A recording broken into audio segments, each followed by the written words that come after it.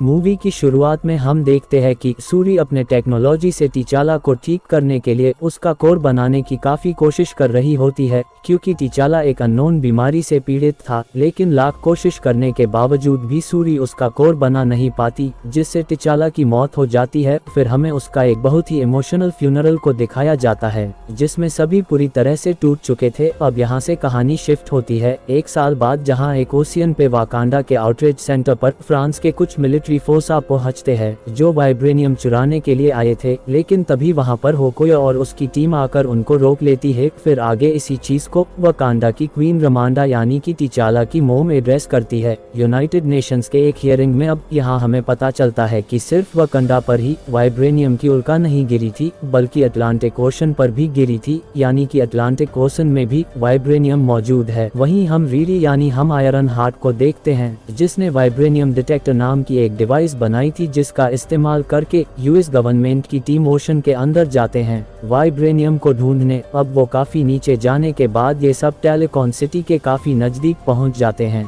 जहां टेलेकॉन का लीडर नेमोर को अपने लोगों के लिए खतरा महसूस होता है। इसलिए वो अपने गार्ड्स के साथ यूएस गवर्नमेंट के टीम पर अटैक कर देता है और उन सभी को जान से मार डालता है। इसी बीच हम देखते हैं कि टेलेकॉन के काफी लोगों को भी गोलियां लगी थी, लेकिन उनमें से कोई नहीं मरता, क्योंकि उनकी बॉडी इंसानों से काफी ज्यादा स्ट्रॉन्ग और ड्यूरेबल थी। फिर आगे हम देखते हैं कि वाकांडा के परंपरा के हिसाब से क्वीन रमोंडा अपने फ्यूनरल वाले कपड़े को जला देती है, क्योंकि उन्हें मूव ऑन करके पूरे वाकांडा को भी संभालना था। वही सूरी भी पिछले 1 साल से अपने आप को साइंस प्रोजेक्ट्स में इन्वॉल्व कर लेती है, ताकि वो टिचाला की मौत पर से मूव ऑन कर सके। लेकिन वो अपने फ्यूनरल वाले कपड़े को नहीं जलाती, क्योंकि वो अब भी अपने भाई टिचाला को कभी कभी मिस किया करती थी। फिर नमोर आता है क्वीन रमोंडा और सूरी के पास और उन्हें कहता है कि अगर तुम वाकांडा वासी दुनिया के सामने अपनी वाइब्रेनियम की सच्चाई रिवील नहीं करते, तो आज मेरे लोग यानी कि टेलेकॉन्स भी सुरक्षित रहते। दरअसल जो वाइब्रेनियम उल्का का दूसरा भाग था वो अटलांटिक ओशन में गिरा था, वह टेलेकॉन्स के पास होता है, इसलिए नेमोर अपने लोगों के लिए काफी चिंतित था। फिर वो क्वीन रमोंडा से कहता है कि तुम वाकांडस हमारे साथ मिल जाओ,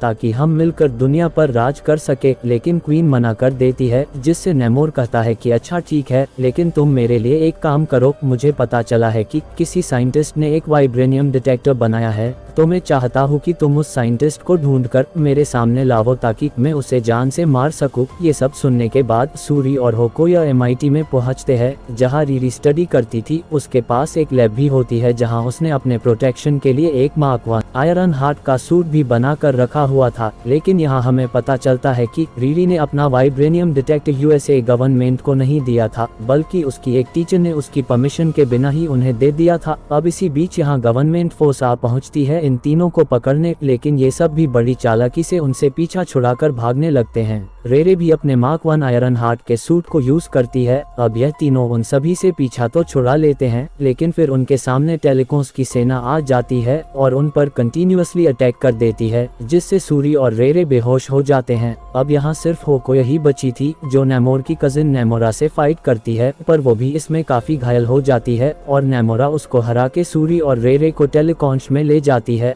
अब होकोया की उस हार की वजह से क्वीन रमोंडा उसको जनरल पद से निकाल देती है। फिर क्वीन रमोंडा क्वीन नाकिया को मिलने हेती में जाती है। असल में नाकिया पिछले 6 सालों से गायब थी किसी रीजन से और यहाँ अकेले रहा करती थी। फिर क्वीन उसे कहती है कि सूरी और रेरे को ढूंढ लाओ। दूसरी और हम देखते हैं कि टेलेकॉन सिटी में सूरी नेमोर को विनती करती है कि वो रेरे को ना मारे, क्योंकि रेरे ने वाइब्रेनियम डिटेक्टर को US गवर्नमेंट को नहीं दिया था। अब इसी बीच हमें नेमोर की वास्तविकता पता चलती है। दरअसल उसका परिवार पहले अर्थ पर रहा करता था, पर उस टाइम पर वहाँ स्पेनिश के लोग आकर उन पर राज करने लग गए, जिससे उसके सारे लोग अपने गॉड से मदद के लिए प्रे करने लगे। तब उनके गॉड ने एक ग्लोइंग फ्लावर की तरफ इशारा किया, जो कि वाइब्रेनियम की तरह ही ग्लो कर रहा था। फिर नेमोर की मोम और बाकी लोग जैसे ही उस फ्लावर को कंज्यूम करते हैं तो वो सब मर जाते हैं, लेकिन जब वो दोबारा से रिबॉर्न होते हैं तो उनकी बॉडी में चेंजेस आ गए थे और वह बन गए थे टेलेकिन्स। पर दिक्कत ये थी कि वो सब पानी के बाहर ज्यादा देर तक सांस नहीं ले सकते थे, जिस वजह से वो सब ओशियन में चले गए और ऐसी तरह से टेलिकांस जाति की शुरुआत हुई। तभी नेमोर की मॉम भी प्रेग्नेंट थी, जिससे नेमोर का जन्म ओशन के अंदर ही हुआ और पूरे टेलुकन्स के लोग लोगों में से सिर्फ नेमोर ऐसा था जो कि पानी के बाहर भी एक नॉर्मल इंसान की तरह सांस ले सकता था। फिर उसकी मॉम की जब डेथ हुई तो उनकी आखिरी ख्वाहिश थी कि उन्हें उनके मदरलैंड में ही दफनाया जाए, जिससे नेमोर उनको लेकर ओशन के बाहर जाता है। लेकिन वो देखता है कि अब स्पेनिश के लोग वहाँ अपना राज चला रहे थे, जिससे नेमोर उन सभी लोगों को जान से मार डालता है और अपने मॉम को वहाँ दफन करके वापस ओशन में लौट जाता है। और तब से वह काफी सेंचुरी से ओशन के अंदर ही रहता आ रहा है। फिर कुछ टाइम के बाद नातिया वहाँ पहुँच जाती है और टेलीकॉन्स के कुछ गार्ड्स को मारकर रीरी और सूरी को किसी तरह वहाँ से बचा कर ले जाती है, जिससे नेमोर को बहुत गुस्सा आता है और वह सीधा वकंडा पहुंचकर वहां हर तरफ अटैक करने लग जाता है। अम्बाकू और उसकी सेना भी उसे रोकने की काफी कोशिश करते हैं, लेकिन उस पर हावी नहीं हो पाते क्योंकि वह बहुत पावरफुल था। फिर वो क्वीन रमोंडा को जान से मार डालता है और सूरी को कहता है कि एक तो बस वार्निंग थी, अगर अपनी भलाई चाहते हो तो हमारे साथ मिल जाओ, वरना कुछ दिनों के बाद मैं अपने पूरी सेना के साथ वापस आऊंगा और पूरे वाकांडा को तबाह कर दूंगा। फिर आगे हम देखते हैं कि सूरी को बहुत गुस्सा आ चुका था, जिससे वो किसी तरह ब्लैक पैंथर की जड़ी बूटी को तैयार कर लेती है और उसको कंज्यूम करके न्यू ब्लैक पैंथर बन जाती है।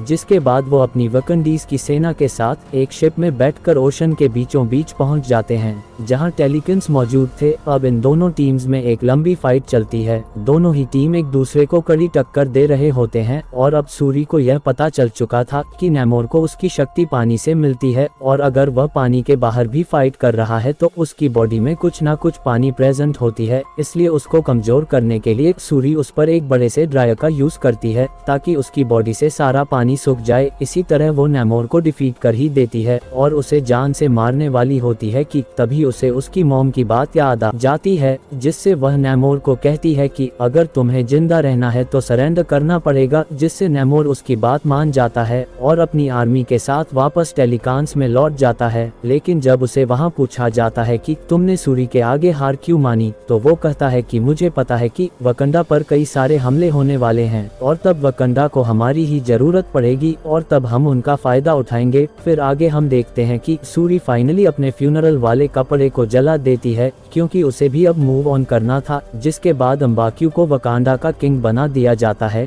क्योंकि उसका अनुभव सूरी से ज्यादा था और सूरी इसके लिए अभी तैयार भी नहीं थी। फिर आगे हम देखते हैं कि सूरी हेती में जाती है नातिया से मिलने, जहां नातिया उसे अपने बेटे से मिलवाती है। दरअसल टिचाला नहीं चाहता था कि उसके बेटे के ऊपर कोई वकंडा का प्रेशर ना आए, वह बस उसे लड़ाई झगड़े से दूर रखना चाहता था। इसलिए नातिया यहाँ काफी सालों से अकेले रह रही थी और यहाँ पर ही ये मूवी खत्म हो जाती है। वीडियो अच्छा लगा हो तो वीडियो को लाइक कीजिए और हमारी चैनल दामोर एक्सप्लेनर को सब्सक्राइब कीजिए। तब तक के लिए मिलते हैं अगले वीडियो में।